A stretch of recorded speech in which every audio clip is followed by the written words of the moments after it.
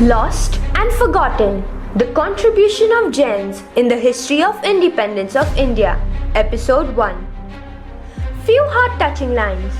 If you turn the pages of history, there are too many unrevealed mysteries.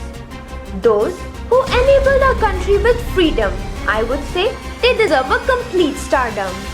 Today, we shall talk about the real-life heroes. Without their sacrifices, our life would truly be zero. So thanking those warriors is certainly not enough, because their sacrifices were really tough. Pranam friends! Many legendary personalities have contributed for letting us independence. Even the Jains have led this moment.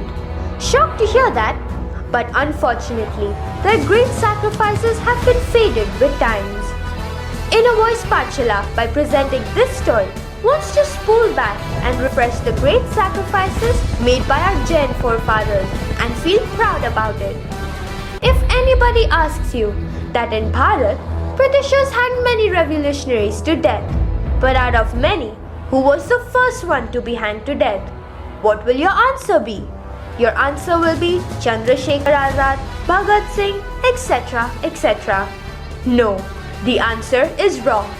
The first ever person who was hanged to death by the Britishers in independence movement was a staunch follower of Jainism, and his name was Lala Hukam Chand Jain. Year 1857 was a revolutionary year for Bharat, when Bharatiyas raised their first revolt against the British rule. As being the exploiters, they haven't kept any boundaries in harassing and torturing the Bharatiya people. In this independent movement, we might have heard about Rani Lakshmibai, Tetya Top, Bahadur Shah, but except these famous revolutionaries, there are few revolutionaries whose sacrifices was indeed remarkable, but they did not gain popularity. Their efforts are lost and forgotten somewhere in the pages of history.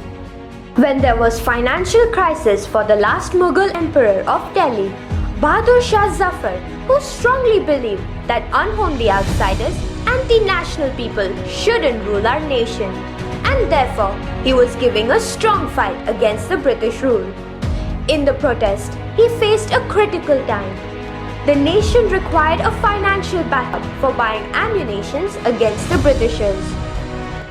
During such emergency, Lala Hukam Chand Jain, who was a great follower of Bhagwan Mahavir, donated 3,000 acres of his land for the independence of our country. I repeat, 3,000 acres. Do you know 1 acre is equal to 43,560 square feet? Now calculate, 3,000 acres will be how much? 1 acre is equal to 636 kilometers. Now calculate for 3,000 acres, how much will it be? It will be approx 1,908,000 kilometers. You know friends, the world's largest cricket stadium, the Narendra Modi Stadium, which can hold at a stretch of 1,20,000 people, has spread only across 63 acres. So now imagine, 3,000 acres will be such a huge space. Do we remember his name today? No. Have we ever heard about him? No.